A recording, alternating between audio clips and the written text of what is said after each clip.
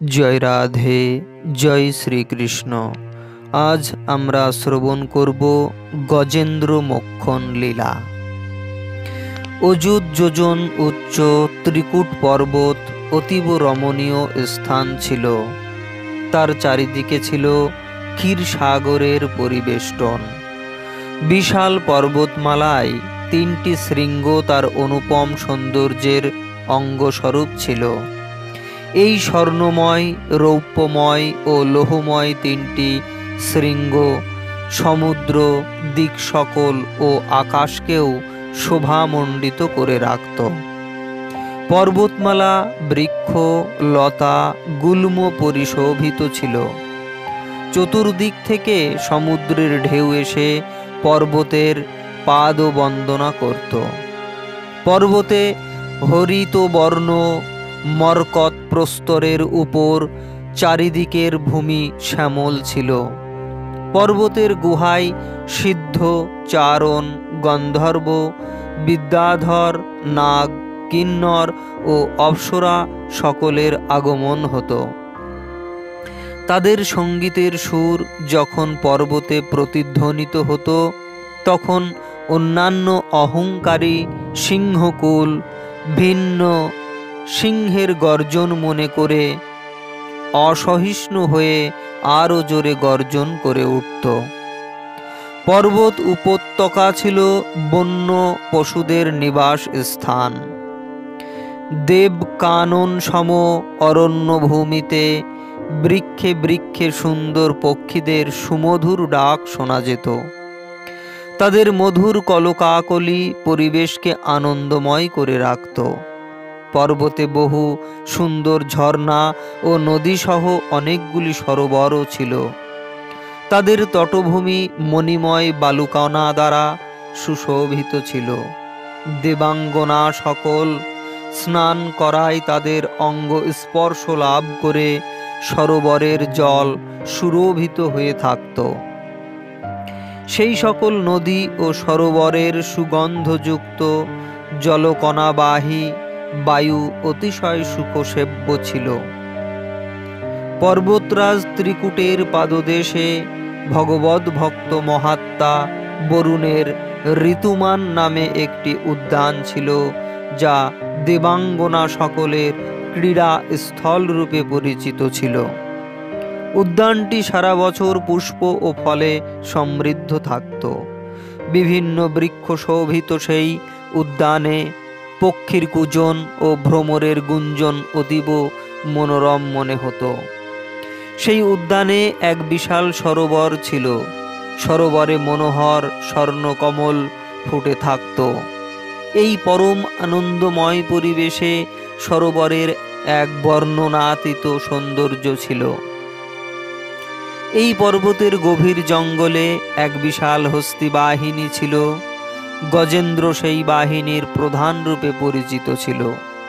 একদিন গজেন্দ্র কণ্টকাকীর্ণ, কিচক, বাঁশ, বেত আদি বিশাল লতা, গুল্ম ও নানা বৃক্ষ লণ্ডভণ্ড করে ঘুরে বেড়াচ্ছিল।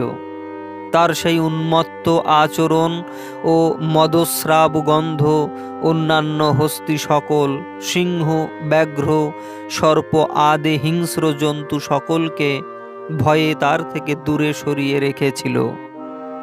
কিন্তু তার অভয় লাভ করে অন্যান্য নিরীহ পশুগণ ওই অঞ্চলে নির্ভয়ে বিচরণ করতে লাগল।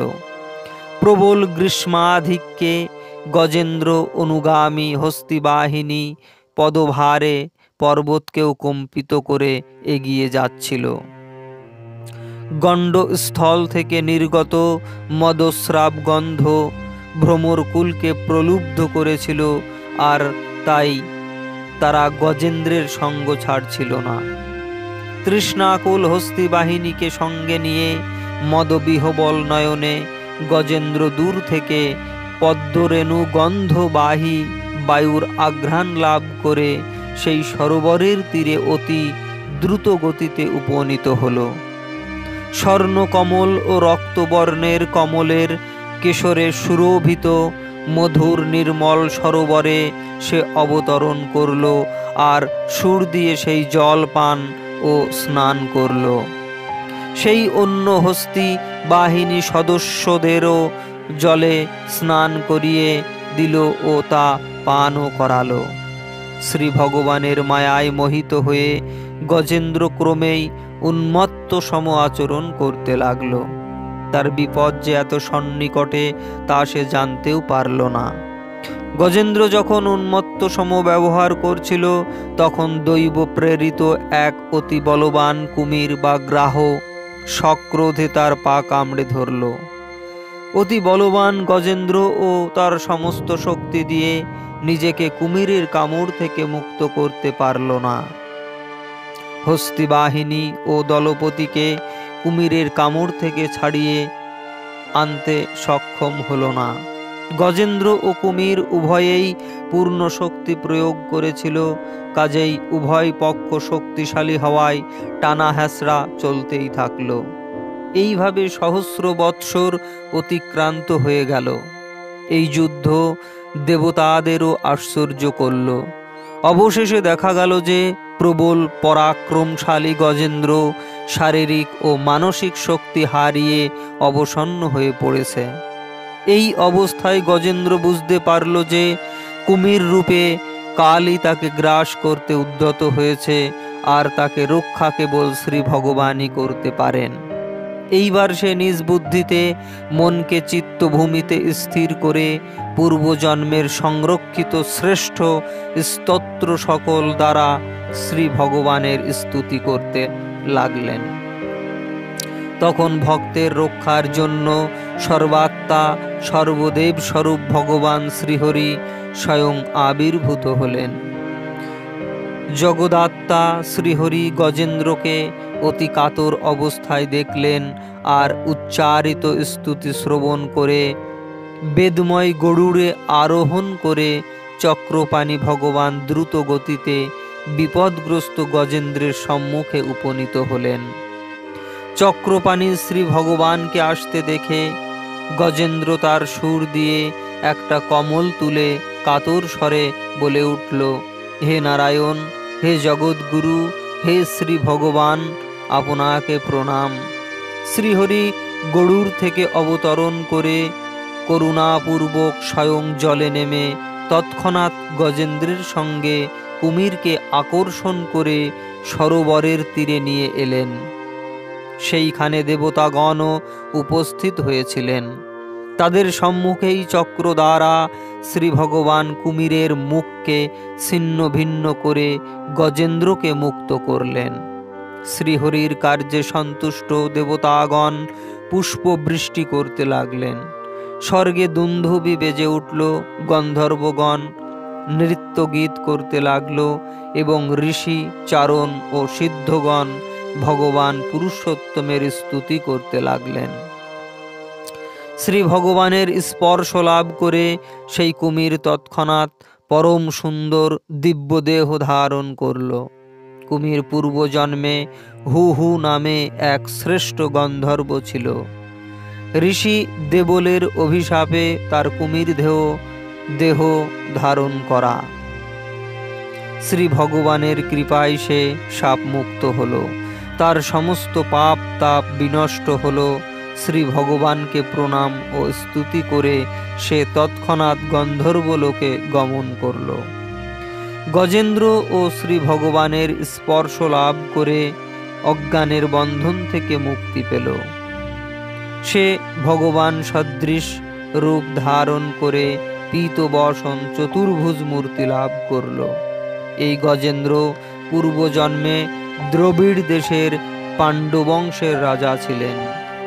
তার নাম ছিল ইন্দ্রদুম্ন।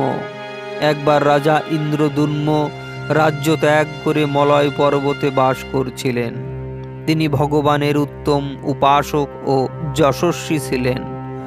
মলয় পর্বতে নিবাসকালে তিনি তপস্বী সম বসন ও জটা ধারণ করেছিলেন। একদিন যখন তিনি স্নান করে মৌনব্রত ধারণ করে একাগ্র চিত্তে শ্রী ভগবানের পূজা করছিলেন, তখন দৈববশে মহাযশস্বী অগস্ত্য মুনির সশিষ্য আগমন হয়েছিল। রাজা তখন তাদের যথাযথ সম্ভাষণ ও অভ্যর্থনা করতে পারলেন না। রাজা ইন্দ্রদ্যুম্নের আচরণ মহামুনিকে ক্রোধান্বিত করল, আর তিনি গমনকালে অভিশাপ দিলেন। শিক্ষাভাবে অহংকারী রাজা নিজ কর্তব্য ভুলে গিয়ে ব্রাহ্মণকে অপমান করছে। সে হস্তিসম জড়বুদ্ধি, তাই সে সেই ঘোর অজ্ঞানময় হস্তিজনিতেই গমন করুক। তাই রাজা ইন্দ্রদ্যুম্নের হস্তি জন্ম হয়েছিল, কিন্তু শ্রী ভগবানের আরাধনার প্রভাবে তার শ্রী ভগবানের স্মৃতি অক্ষত ছিল। ভগবান শ্রীহরি এইভাবে গজেন্দ্রকে উদ্ধার করে তাকে তার পার্ষদ করলেন। গন্ধর্ব, সিদ্ধ ও দেবগণ তার এই লীলার কীর্তন করতে লাগলেন এবং ভগবান শ্রী বিষ্ণু তার পার্ষদ গজেন্দ্রকে নিয়ে গরুড়ে আরোহণ করে বৈকুণ্ঠ লোকে প্রত্যাগমন করলেন। জয় রাধে।